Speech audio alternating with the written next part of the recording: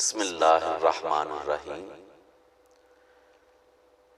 یہ آج کا پروگرام فیضان محبوب آباد شریف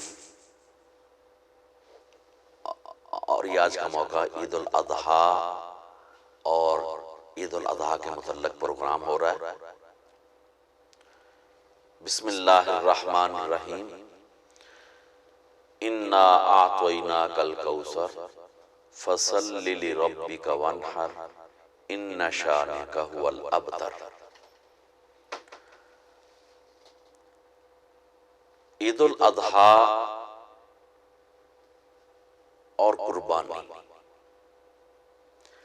سب سے پہلی بات تو یہ سمجھ لیجئے کہ جس وقت قربانی کا جانور خریدنے کے لیے آپ نے جانا ہے تو آپ کے پاس جو اماؤنٹ ہے، جو رقم ہے، اس بات پر خاص نظر رکھیں کہ رزق حلال، کیونکہ رزق حلال اللہ پاک کو محبوب ہے۔ اگر کسی کا حق کھا کر یا اس کے علاوہ رشوت یا سود یا ہر ایسا ذریعہ کہ جس کو اللہ اور اللہ کے پیارے حبیب علیہ السلام نے روکا ہوا ہے، ان میں سے کسی طرح کا بھی اگر کوئی معاش کا ذریعہ ہے، اس میں سے اگر بندہ قربانی کا جانور خرید رہا ہے تو ایسے سمجھیے کہ یہ ایک ایسا عمل ہے کہ جس کا کوئی اجر نہیں ہے۔ تو اس لیے قربانی کا جانور خریدنے سے پہلے آپ کے پاس رقم جو ہے رزق حلال کا حصہ ہو۔ اور دوسرا، قربانی واجب ہے صاحب استطاعت پر۔ عام طور پر ذہن کے اندر آتا ہے کہ جس پر زکوٰۃ فرض ہے، ساری وہ شرطیں جو زکوٰۃ کی ہیں وہ اگر ہوگی تو قربانی ہوگی، جبکہ حقیقت میں ایسے نہیں ہے۔ زکوٰۃ کی فرضیت اور چیز ہے اور قربانی کا وجوب اور چیز ہے۔ زکوٰۃ کی فرضیت کے لیے تو پورا سال نصاب یعنی اس کے پاس مال و اسباب کا ہونا اس کے لیے شرط ہے، لیکن قربانی کے لیے صاحب استطاعت اگر ایک دن پہلے بھی ہو گیا تو اس کے اوپر قربانی واجب ہو جائے گی۔ اور دوسرا قربانی کے لیے یہ ہے کہ اپنے گھر کی ضروریات سے اوپر اگر اس کے پاس ہمت و استطاعت ہے تو قربانی کرے۔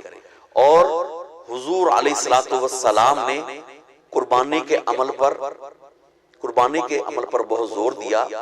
حضور علیہ السلام کا عملی طور پر کہ حضور علیہ السلام 10 سال رہے مدینہ طیبہ میں اور 10 سال آپ اس عمل کو کرتے رہے۔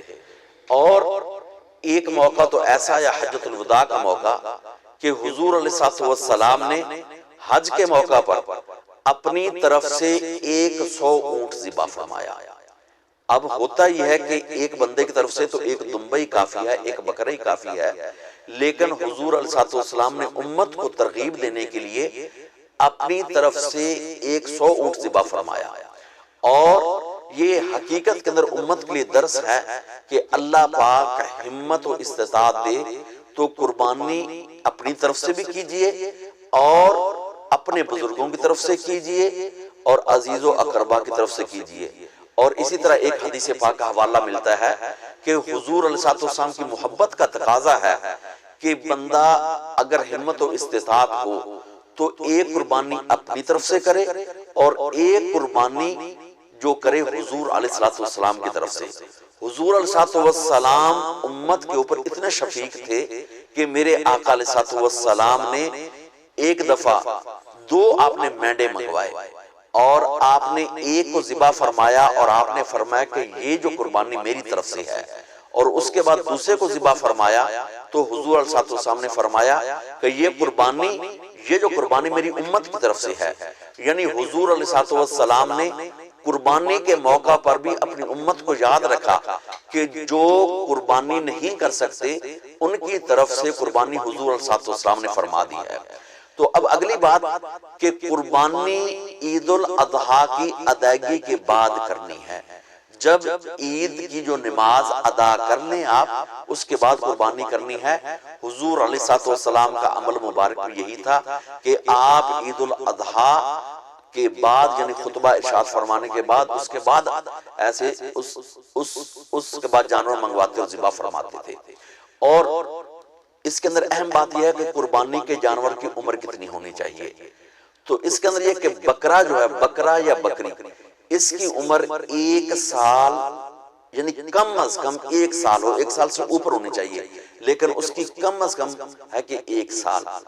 اور اسی طرح جو گائے، اور اس کی عمر 2 سال کم از کم، گائے بچڑا 2 سال کم از کم عمر ہونی چاہیے، یعنی اس سے اوپر ہو کم نہ ہو۔ اور جو اونٹ ہے اس کی عمر کم از کم 5 سال ہونی چاہیے، یعنی 5 سال سے اوپر ہو، 5 سال سے کم نہ ہو۔ اور ایک اس کے اندر جو رعایت ہے وہ یہ ہے، دمبا یا بھیڑ جو ہے اس کی عمر اگر 6 مہینے بھی ہو، لیکن اگر اتنا موٹا تازہ ہو، فربا ہو کہ اگر اس دمبے کو چھوڑا جائے 1 سال والوں کے اندر تو ان کے برابر لگے، تو ایسے دمبے کی قربانی بھی جائز ہے۔